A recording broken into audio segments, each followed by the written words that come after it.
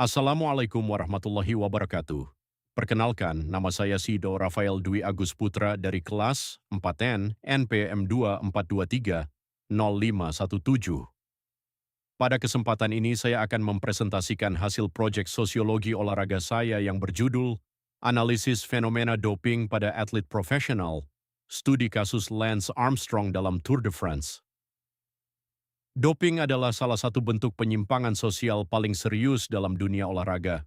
Saya memilih kasus Lance Armstrong karena ini adalah skandal doping terbesar dan paling terdokumentasi dalam sejarah olahraga dunia. Armstrong memenangkan Tour de France 7 kali berturut-turut dari 1999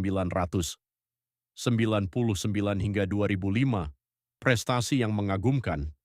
Namun pada tahun 2013, ia mengakui bahwa seluruh kemenangannya diraih dengan bantuan doping secara sistematis. Ada dua pertanyaan utama yang ingin saya jawab. Pertama, bagaimana fenomena ini dapat dijelaskan secara sosiologis?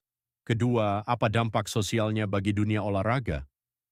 Sedikit kronologi kasusnya, Armstrong didiagnosis kanker stadium 3 pada 1996. Ia sembuh dan kembali bersepeda. Kisah ini menjadikannya simbol inspirasi jutaan orang di seluruh dunia. Namun di balik itu, ia bersama tim US Postal Service menjalankan program doping yang sangat terorganisir. Zat-zat yang digunakan antara lain EPO untuk meningkatkan sel darah merah, testosteron, dan transfusi darah.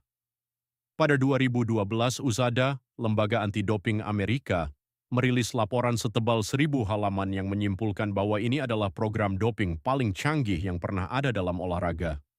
Armstrong pun kehilangan seluruh 7 gelarnya. Saya menganalisis kasus ini menggunakan 3 teori utama. Pertama, strain theory dari Robert Merton. Merton menjelaskan bahwa penyimpangan terjadi ketika tujuan budaya, yaitu kemenangan, tidak bisa dicapai melalui cara yang sah. Armstrong memilih apa yang Merton sebut sebagai inovasi, menerima tujuan kemenangan tapi menolak cara yang jujur. Kedua, teori konflik. Dalam sistem olahraga yang terkapitalisasi, tekanan sponsor dan kontrak bernilai puluhan juta dolar menciptakan kondisi di mana doping menjadi pilihan rasional untuk bertahan di puncak. Ketiga, teori interaksi simbolik.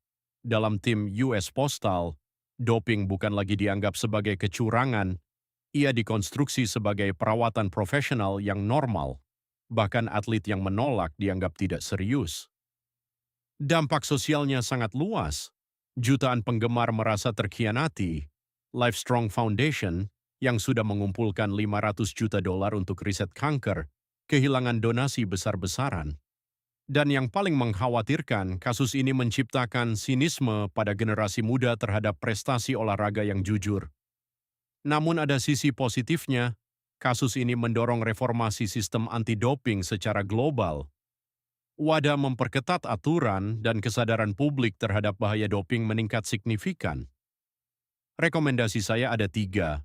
Penguatan sistem deteksi doping, pendidikan karakter anti-doping sejak usia dini, dan reformasi struktural olahraga profesional agar tekanan komersial tidak mendominasi nilai-nilai sportivitas. Sebagai kesimpulan, kasus Lance Armstrong membuktikan bahwa doping bukan sekadar pilihan individual, melainkan produk dari tekanan sosial, budaya, dan ekonomi yang kompleks. Sebagai calon pendidik olahraga, kita perlu memahami dimensi sosial ini agar mampu membentuk atlet yang tidak hanya berprestasi tetapi juga berintegritas. Sekian presentasi dari saya. Terima kasih atas perhatian Bapak dosen dan rekan-rekan. Wassalamualaikum warahmatullahi wabarakatuh.